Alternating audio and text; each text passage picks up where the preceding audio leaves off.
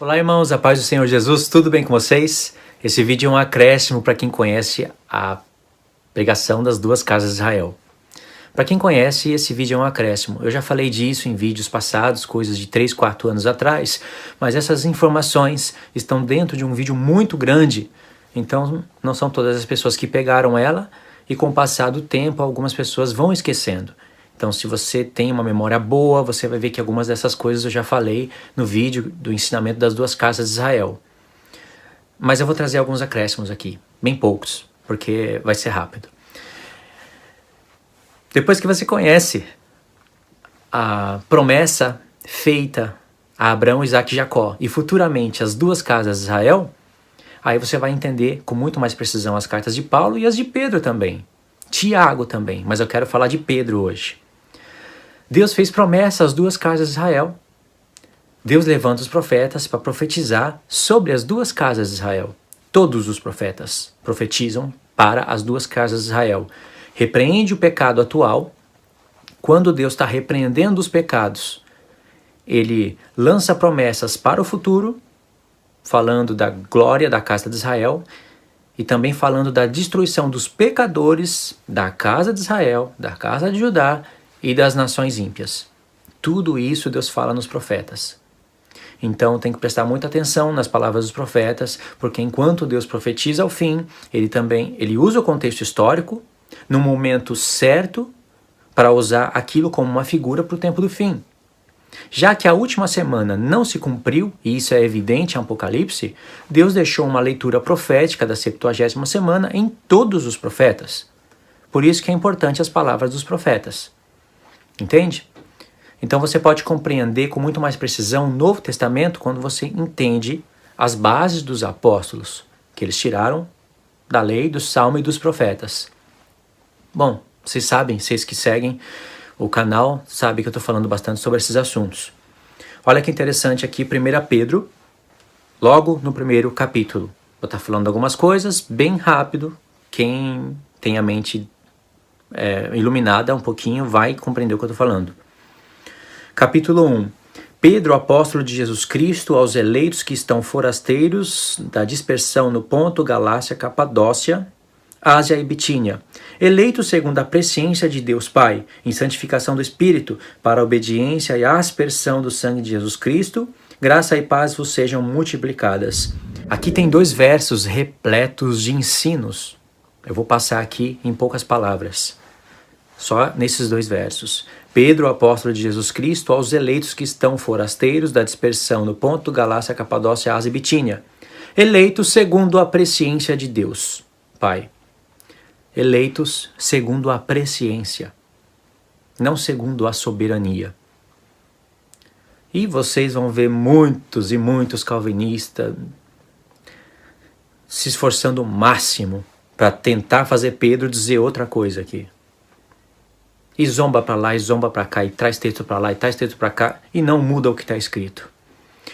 Graças a Deus, eles não chegaram ao ponto de fazer uma nova tradução do texto, como alguns fazem.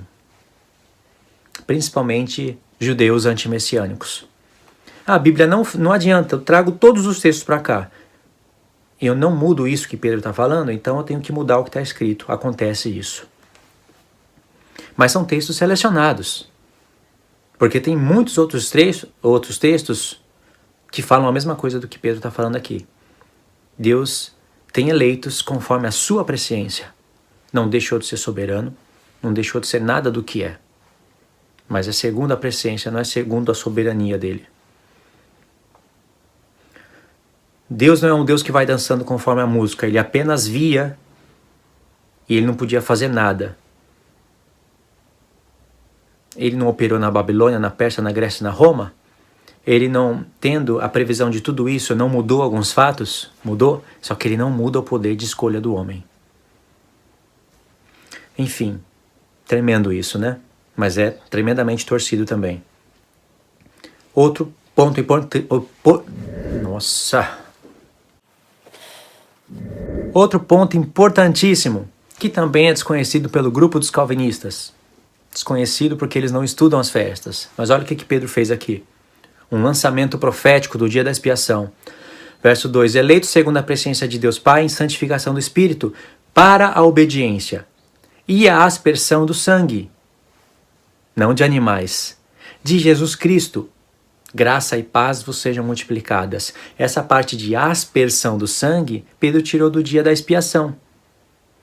Era no dia da expiação que tinha a aspersão do sangue, no propiciatório.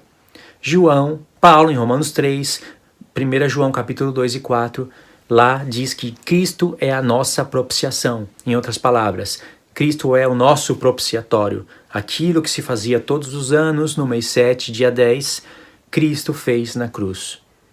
Acabou? Não. Jesus, Paulo, eles falam do dia da redenção. Eles lançam a redenção do homem, de todo homem, tanto os que haviam morrido naquele tempo, como os que estavam vivos e os que iriam nascer e morrer. Eles lançam o dia da redenção para o futuro, que vai cair justamente no dia da expiação, que está em Apocalipse. 4 festas se cumpriram, 3 ainda não. Uma delas é o dia da expiação, a aspersão do sangue de Jesus Cristo. É isso que Pedro está falando. Você acha que Paulo tira o dia da redenção de onde? No futuro, ele lança para o futuro. Você acha que esse dia vai cair em cima de que dia? 4 festas se cumpriram, 3 ainda não. Nas festas que se cumpriram, nas datas específicas aconteceram coisas proféticas. E as 3 últimas? Da onde Paulo tirou o dia da redenção? Da onde Cristo, em Mateus 24, falou do dia da redenção? Olhai para o céu, porque a vossa redenção está próxima. Do dia da expiação, que envolve a Arca da Aliança, que aparece em Apocalipse 11, no mesmo contexto que toca a última trombeta, e que tem o juramento no Apocalipse 10, que quando tocasse a última trombeta não haveria mais tempo, porque tempos, metade de um tempo iria se cumprir.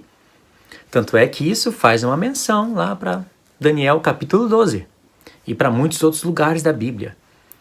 Toque da última trombeta, ressurreição, dia da expiação. É esse daí que Pedro está falando aqui. É claro que ele não tinha acesso ao Apocalipse, mas ele tinha acesso às festas e às palavras dos profetas, que por si só falam muitas coisas espirituais e eternas. Isso é estatuto perpétuo. As realidades espirituais e eternas que estavam tipificadas em sombras, figuras no livro da lei. No capítulo 2, olha o que Pedro diz.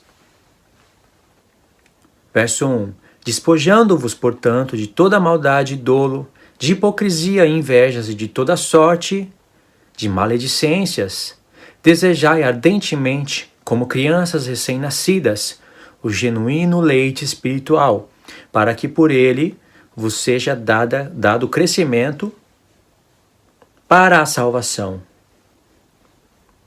Para a salvação? Para a salvação? O homem já não foi salvo? Pedro fala de uma salvação que há de se revelar no futuro. Verso 3. Se é que já tendes a experiência de que o Senhor é bondoso, chegando-vos para ele, a pedra que vive, rejeitada sim pelos homens, mas para com Deus eleita e preciosa, também vós mesmos, como pedras que vivem, pedras vivas, templo de Deus, sois edificados casa espiritual, para serdes sacerdócio santo, a fim de oferecerdes sacrifícios espirituais agradáveis a Deus por intermédio de Jesus Cristo. Que leitura, que interpretação maravilhosa! Você quer dar ouvido, olhar para a Escritura com os óculos judaicos?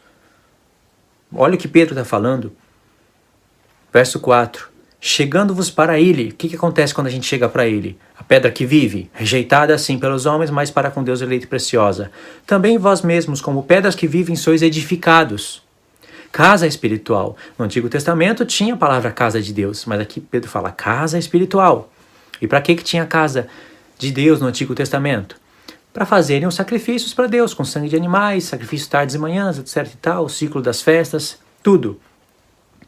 Mas no Novo Testamento nós somos edificados pelo fundamento que é Cristo, casa espiritual, a fim de, para, oferecer sacrifícios espirituais, agora espiritual, agradáveis a Deus por intermédio de Jesus Cristo. Ele não falou aqui quais são esses sacrifícios, mas nos profetas tem. Oséias 13, Salmos 142 ou 3, Suba a minha oração como incenso e seja o meu levantar, como sacrifício seja o levantar das minhas mãos, como sacrifício da tarde. Daniel fez isso, Neemias fez isso, justamente na hora do sacrifício da tarde. Eles, vivendo na antiga aliança, fizeram aspectos, coisas da nova aliança de sacerdotes. Pedro só chegou a essas conclusões porque fez uma equação na lei, no Salmo e nos profetas. E aí surgiu isso, Novo Testamento. Inspiração de Deus, inspiração do Espírito Santo, sim, revelação, pelas Escrituras. Senão Pedro jamais teria falado isso e, pelo que eu vejo como a igreja está hoje, jamais teria acesso a essas informações. Uma coisa é você repetir porque está escrito, outra coisa é você repetir porque está escrito, mas com entendimento, e ensinar com entendimento e conectar as palavras dos apóstolos e profetas do Novo Testamento com as palavras dos apóstolos e profetas do Antigo Testamento. Tem muita diferença nisso daí. Verso 6.